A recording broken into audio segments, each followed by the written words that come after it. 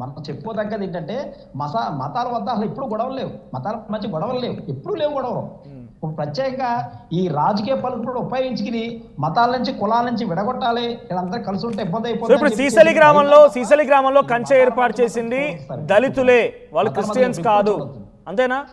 సీసలి గ్రామంలో కంచె ఏర్పాటు చేసింది దళితులే, క్రిస్టియన్స్ కాదు.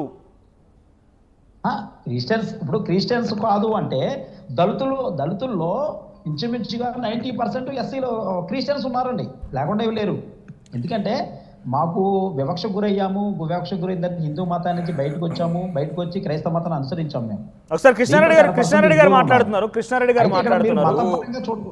మతపరంగా చూడకూడదు సార్. ఇక్కడ మతపరంగా చూడొస్తే అక్కడ క్రైస్తవ ఫ్లెక్సీ పెట్టారు కదా, అంబేద్కర్ ఫ్లెక్సీ ఎందుకు పెట్టారు?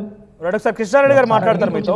పుష్పరాజు గారు నిజంగా మతపరంగా చూస్తే మతపరంగా మీరు చూస్తే అక్కడ హిందూ దేవాలయం పక్కన పట్టుకెళ్ళి క్రైస్తవ యేసుప్రభు ఉన్న ఫ్లెక్సీ పెట్టాలి కదా, ఇక్కడ అంబేద్కర్ ఫ్లెక్సీ ఎందుకు పెట్టారు? అసలు మేము కూడా చెప్పింది ఏంటంటే, ఎస్సీలు కూడా చెప్పింది ఏంటంటే, ఏదైనా ఉంటే నాయకులతో కూర్చుని లేదా అధికారులతో కూర్చుని మాట్లాడుకుంటే తప్ప ఇప్పుడు ఇట్లాంటి విగ్రహాలు పుష్పరాజు గారు ఇట్లాంటి సెన్సిటివ్ అంశాలు ఉంటే పాడు చేద్దాం చెప్తున్నాం. సెన్సిటివ్ అంశాలు ఉంటాయి కాబట్టి అధికారులను ఆశ్రయించాలి, న్యాయస్థానం ఆశ్రయించాలి.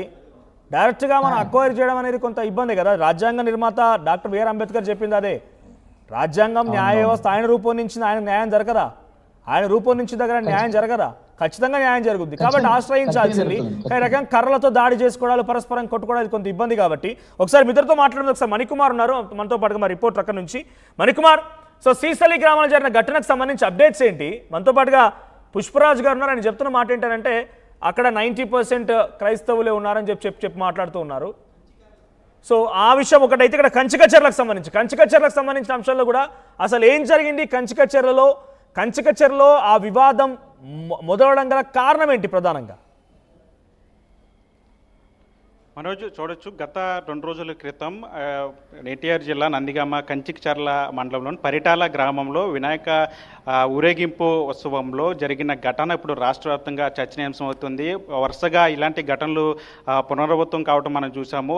ఇటీవల అటు వెస్ట్ గోదావరికి సంబంధించి సీసలి గ్రామంలో కూడా ఇలాంటి గొడవే జరిగింది. అసలు ఎందుకు ఈ గొడవలు ఇలా జరుగుతున్నాయంటే, హిందువులకి క్రైస్తవులకి మధ్య ఎక్కడ విభేదాలు వస్తున్నాయి, ఎందుకని ఇట్లాంటి ఘటనలు జరుగుతున్నాయి ఒకసారి ఆలోచించాల్సిన పరిస్థితి. ఖచ్చితంగా కంచికచర్ల విషయానికి వస్తే, ప్రస్తుతం మనం ఏదైతే పరిటాల గ్రామంలో గొడవ జరిగిన ప్రాంతం ఉందో ఆ ప్రాంతంలో ఉన్నాము. ఒకసారి మనతో పాటు బాధితులు కూడా ఉన్నారంటే, ఆ రోజు కంచికచర్ల పరిటాల గ్రామానికి సంబంధించి వినాయక ఊరేగింపులో ఒక చర్చి వద్ద, అంటే అది కూడా ఒక బీసీ కాలనీ, అక్కడ ఒక చర్చ్ ఉంది. ఆ చర్చి వద్దకు రాగానే ఒక పుడితే హిందువుగా పుట్టాలి అంటూ ఒక సాంగ్ పెట్టారు. ఆ సాంగ్ పెట్టడం వల్ల ఇదంతా ఘర్షణతో జరిగిందని చెప్తున్న పరిస్థితులు కూడా ఉన్నాయి. అంటే అక్కడ ఉన్నటువంటి కొంతమంది దళితులు కావాలనే మమ్మల్ని ఉద్దేశపూర్వకంగా కించపరచడానికి ఈ సాంగ్స్ పెట్టారంటూ వాళ్ళని అడగటంతో ఈ గొడవ అంతా కూడా స్టార్ట్ అయింది.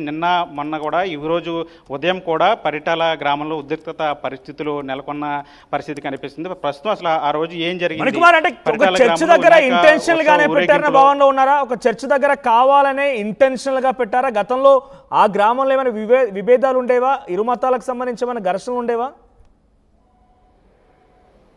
అంటే వాస్తవానికి పరిటాల గ్రామం నందిగామ ఎమ్మెల్యే సొంత ఊరు. అది ఈ గ్రామానికి సంబంధించి ఉత్సవ ఊరేగింపులో జరిగినటువంటి, అంటే ఏదైతే సాంగ్ పెట్టారో సాంగ్ జనరల్గానే పెట్టాము, ఎక్కడక్కడ ఉద్దేశపూర్వకంగా పెట్టలేదని ఇటువైపు గణేష్ కమిటీకి సంబంధించిన వాళ్ళు చెప్తున్నారు. అయితే కావాలని ఉద్దేశపూర్వకంగా మా ఏరియాకు వచ్చేసరికి క్రైస్తవులను కించపరిచే విధంగా కావాలనే పెట్టారని చెప్పి ఆ వర్గం చెప్తుంది. అయితే అసలు గొడవ జరిగిన రోజు క్రైస్తవులకు సంబంధించి దళితులకు సంబంధించి కొంతమంది రాళ్ళు రువ్వటంతో 6 నుంచి 7 వరకు కూడా గణేష్ కమిటీలో వాళ్ళకి గాయాలయ్యాయి. ఒక చిన్నపిల్లలకు కూడా తలలు పగిలిన పరిస్థితి. ఒక అతనికి ఆ కోమాలో ఉన్నారు, విజయవాడ ఆసుపత్రిలో చికిత్స పొందుతున్న పరిస్థితి. అసలు మనతో పాటు కొంతమంది బాధితులు ఒకసారి మాట్లాడదాం.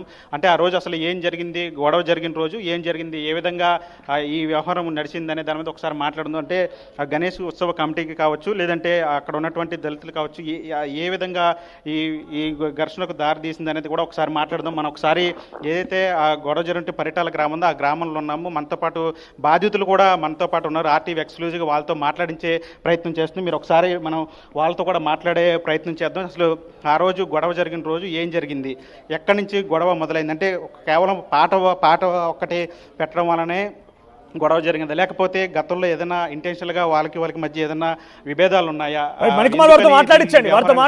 ఇప్పటి వరకు కూడా ప్రజాప్రతినిధులు ప్రజాప్రతినిధి ఎందుకని స్పందించలేదనే దాని మీద ఒకసారి మాట్లాడదాం. బాధితులు ఉన్నారు, వారితో పాటు ఒకసారి మాట్లాడే ప్రయత్నం కూడా చేద్దాం.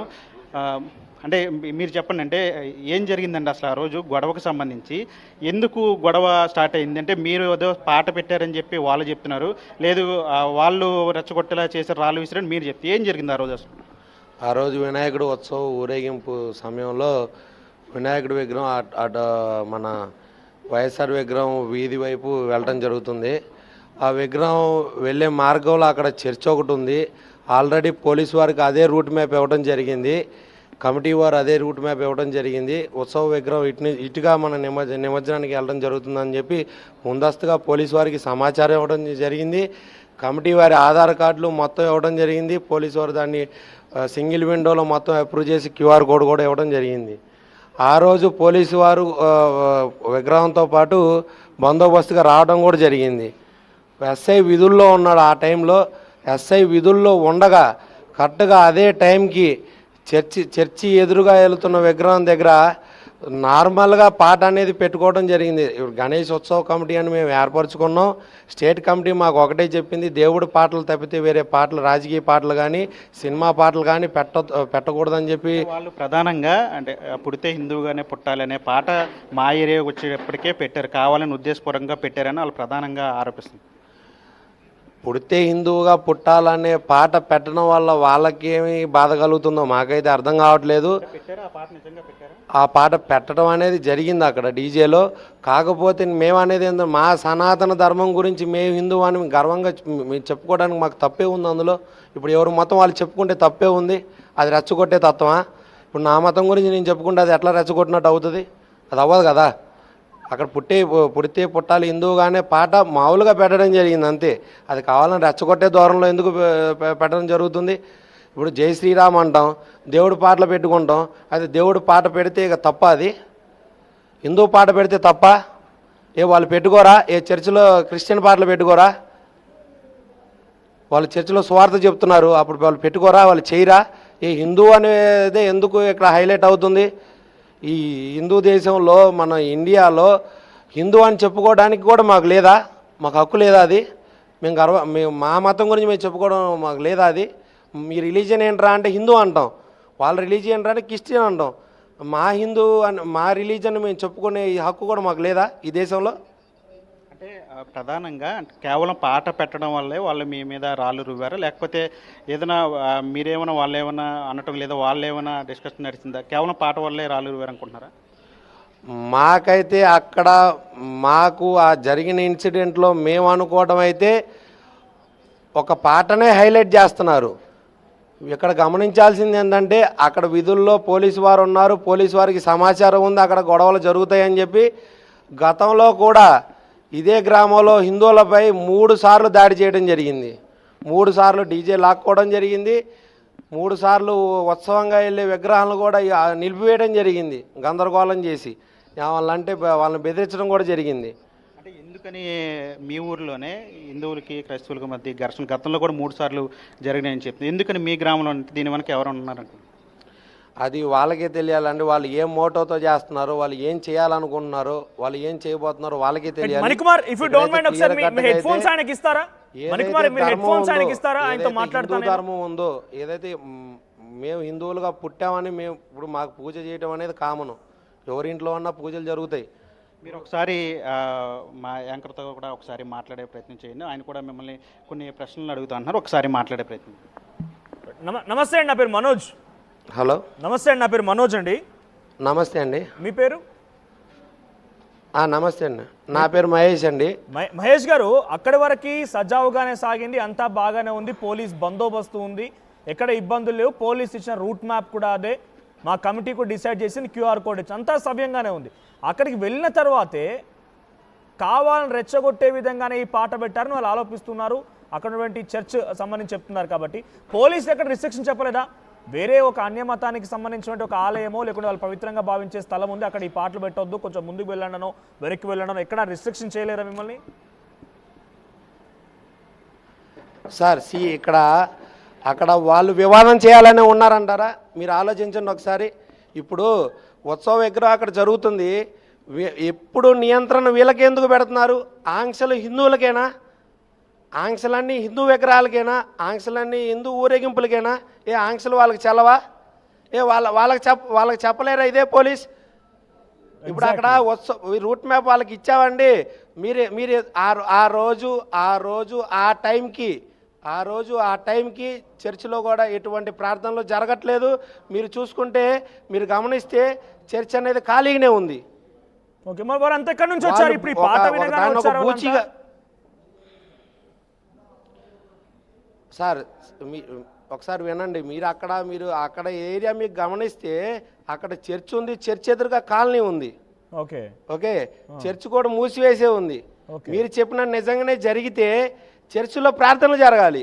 ప్రార్థనలు జరుగుతున్న సమయంలో ఇప్పుడు 2 చేతులు కలిస్తేనే చప్పట్లు సార్, ఒక చెయ్యి కొడితే అవ్వదు. ఇప్పుడు అక్కడ నిజంగానే ప్రార్థనలు జరిగి పుడితే పుట్టాలరా హిందువు కానీ వీళ్ళు నిజంగానే అక్కడే ఆపి రెచ్చగొట్టారనుకోండి, పోలీసు వారు ఊరుకుంటారు నిజంగానే? విధుల్లో ఎస్ఐ గారు ఉన్నారు, 2 కానిస్టేబుల్స్ ఉన్నారు. మీరు వీడియో గమనించండి, నా దగ్గర వీడియో నేను చూపిస్తాను. ఓకే, సో ఎంతమంది ఉన్నారు ఆ రోజు? ఎంతమంది వెళ్తున్నారు ర్యాలీగా నిమజ్జనంలో? సార్ నిమజ్జనంలో హిందువులు సుమారు 100 మంది పైనే ఉన్నారు. ఓకే, సో ఏం జరిగింది? ఈ పాట పెట్టారు, ఓకే, వద్దని వచ్చి వాళ్ళు చెప్పడము, ఫస్ట్ ఎవరైనా కనీసం మాటల రూపేణ వచ్చారా? అబ్జెక్ట్ చేశారా? వాళ్ళ వర్షం చెప్పారా? కనీసం ముందుగా మాట్లాడడం జరిగింది ఏమైనా? సార్ అలాంటివి జరుగుంటే దాడి ఎందుకు జరుగుతుందండి? అలాంటివి జరుగుంటే దాడి జరిగే ప్రసక్తి ఉండదు కదా. వాళ్ళు ఏ ఇంటెన్షన్తో వాళ్ళు ముందుగా దాడి కాశారో, ఏ ఇంటెన్షన్తో వాళ్ళు ముందుగా రాళ్ళు ప్రిపేర్